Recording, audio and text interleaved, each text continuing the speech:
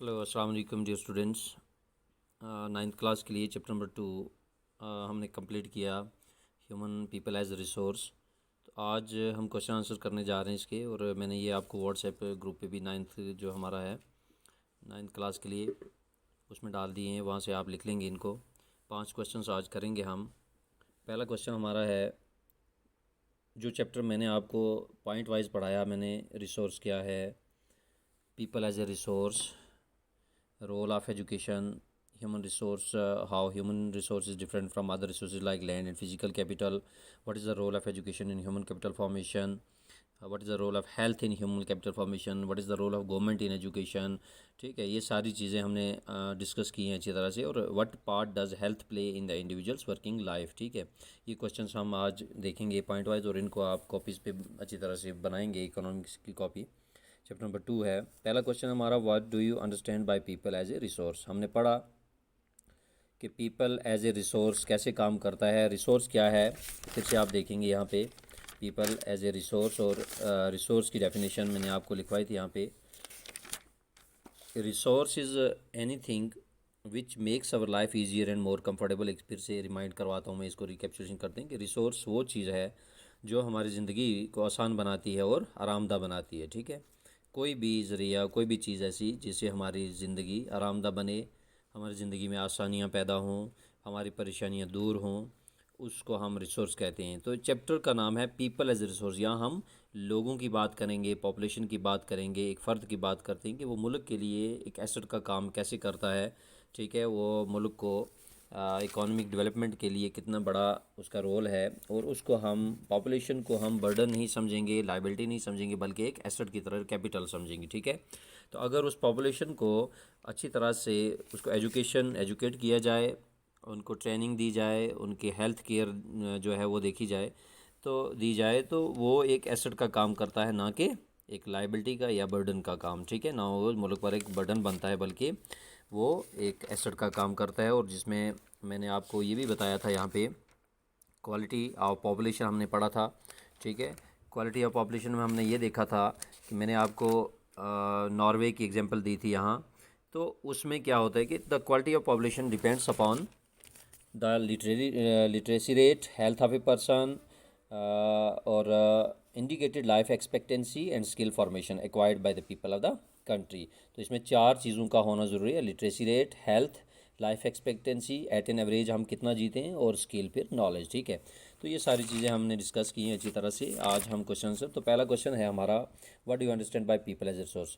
तो दोबारा से देखें, the term people as a resource inverted commas में रखेंगे इसको। ठीक है, डबल है ये।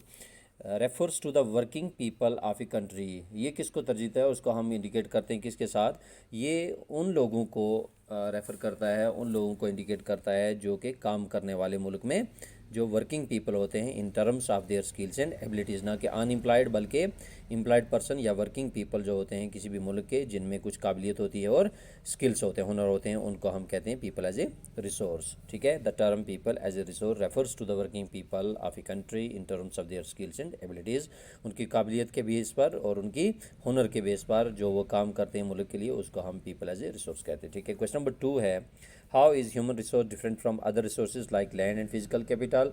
मैंने आपको पहले भी बताया कि what is the difference between human resource, or how human resource is different from other resources like land and physical capital. तो human resources are different from other resources like land and physical capital in a way, ये इस तरह से मुख्तलिफ हैं, अलग हैं, that human resource can make use of land and capital but land and capital cannot become useful of its own। अब ये कहता है कि ह्यूमन रिसोर्स जो होता है वो मुख्तलिफ है उन रिसोर्सेज से, जैसे हमारी ज़मीन है या हमारा फिज़िकल कैपिटल है, आपके पास पैसा है, मकान है, गाड़ी है, या कुछ और चीज़ है, कैपिटल कोई भी असासा है, सरमाया, उससे वो अलग कैसे है। That human resource can make use of land and capital, कि इसका इस्तेमाल इंसान कर सकता है, इनको इस्तेमाल में ला सकता है, he can bring these resources into his use, but land and capital can not become useful of its on. लेकिन ये चीज़ें खुद इस्तेमाल में नहीं आ सकती। आपके पास नेचुरल रिसोर्सेज हैं कुछ, तो उनको जब तक इंसान यूटिलाइज़ नहीं करेगा, एक्सप्लोर नहीं करेगा, वो इस्तेमाल के काबिल नहीं बनेंगी। ठीक है, तो इनको यूज़फुल कौन बनाता है, इंसान बनाता है। तो that is why human resources और ह्यूमन जो है as a resource is different from other resources like land and physical capital. Question number 3 है हमारा, what is the role of education in human capital formation. आप देखें यहाँ पे कि इंसान का क्या रोल है, या सॉरी एजुकेशन का क्या रोल है ह्यूमन कैपिटल फॉर्मेशन में। ठीक है, इंसान को जो असासा बनाती है, जो चीज़ एजुकेशन हासिल करके इंसान मुल्क के लिए एक एसेट का काम करता है, तो वो एजुकेशन का क्या रोल है। Following is the role of education in human capital formation.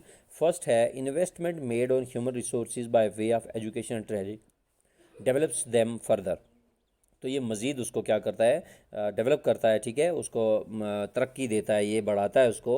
और इन्वेस्टमेंट जो चीज़ की जाए इंसान पर in the way of education and training के हिसाब से, अगर बच्चे को अच्छी तालीम दी जाए, अच्छी ट्रेनिंग दी जाए, उसके साथ साथ उसको स्किल्स दी जाएँ, वोकेशनल स्ट्रीम्स में मैंने बताया था आपको, वोकेशनल जो लर्निंग है आज उसको डेवलप किया है स्कूलों में, हाई स्कूल्स में।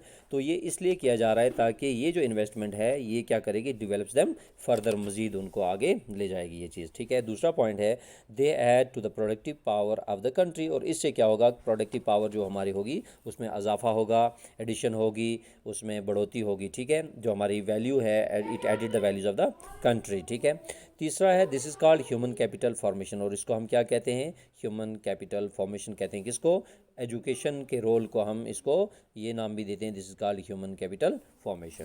क्वेश्चन नंबर 4 है what is the role of health in human का। आप देखिए सेहत का क्या किरदार है कैपिटल फॉर्मेशन में। ठीक है, मुल्क के असासे में, या जो एसेट है हमारे, या मुल्क की जो तरक्की का बायस बनती है, वो कौन सी चीज़ें। अगर इंसान की सेहत है, एक अच्छा शहरी है, सेहतियाब है, इसीलिए कहते हैं कि हेल्थ इज़ वेल्थ। ठीक है, सेहत है तो सब कुछ है, जान है तो जहान है। ठीक है, तो following is the rule of health in human capital formation. Number 1 है good health provides proper nutrition and hygiene to the child, HYGIE यानी हाइजीन, सेहत और सफाई जो है वो एक प्रॉपर न्यूट्रिशन जो होती है, ग़िज़ाइयत जो होती है, ये क्या करती है, in good health provides proper nutrition, अच्छी सेहत जो होती है ये प्रॉपर न्यूट्रिशन से, और ये बच्चे को क्या, हाइजीन, ठीक है, सेहतियाब बनाती है, अच्छी सेहत जो होती है उसे।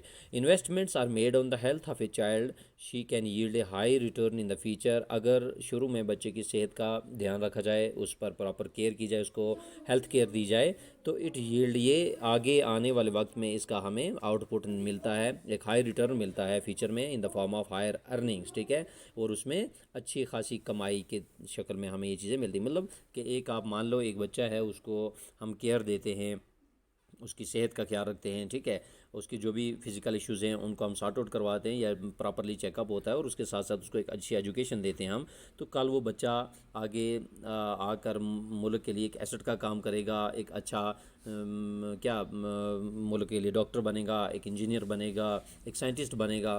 तो इसलिए कहते हैं कि ये हेल्दी माइंड रिजाइड्स इन हेल्दी बॉडी, कि जिस्म अगर सेहतियाब होगा तो उसका दिमाग भी सेहतियाब होगा बच्चे का। ठीक है, तो एक सेहतियाब दिमाग जो होता है वो सेहतियाब बॉडी में ही, जिस्म में ही काम करता है।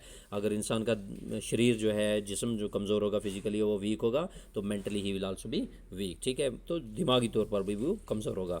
तीसरा है this helps in the formation of human capital. तो इससे क्या होगा, ह्यूमन कैपिटल में बढ़ोतरी होगी, मदद करेगा ये कि ह्यूमन कैपिटल फॉर्मेशन में। ठीक है, क्वेश्चन नंबर 5 है what part does health play in the individuals working life. तो हेल्थ जो है वो क्या रोल अदा करती है इंसान की ज़िंदगी में काम करने में। ठीक है, इंसान जब काम करता है तो उसमें सेहत का क्या किरदार रहता है। Health plays the following part in an individual working life. देखें, an unhealthy person become liability on the organization. किसी भी तंजीम में, किसी भी किसी इंडस्ट्री में, किसी भी जगह इंसान जो काम करता है, ठीक है, अगर वो सेहतियाब नहीं है तो अनहेल्दी है, तो इट बिकम्स इन लाइबिलिटी, एक बर्डन बन जाएगा किस पर, उस ऑर्गेनाइजेशन पर, उस कंपनी में, किसी भी जगह जहाँ काम करता है वो उनके लिए एक सिरदर्दी का बायस बन जाएगा। ठीक है, क्यों कि उसकी सेहत का जो हेल्थ इशू रहेंगे वो प्रॉपरली काम नहीं कर पाएगा, और मैंने पहले भी आपको बताया कि उससे क्या होगा, उसकी जो अचीवमेंट्स होंगी वो पूरी नहीं होंगी, और वो कंपनी को आगे नहीं ले जा सकता। दूसरा है health of a person helps him to fight illness. तो एक इंसान की सेहत सबसे बड़ी बात बात है कि वो बीमारियों से लड़ने में उसकी मदद करती है।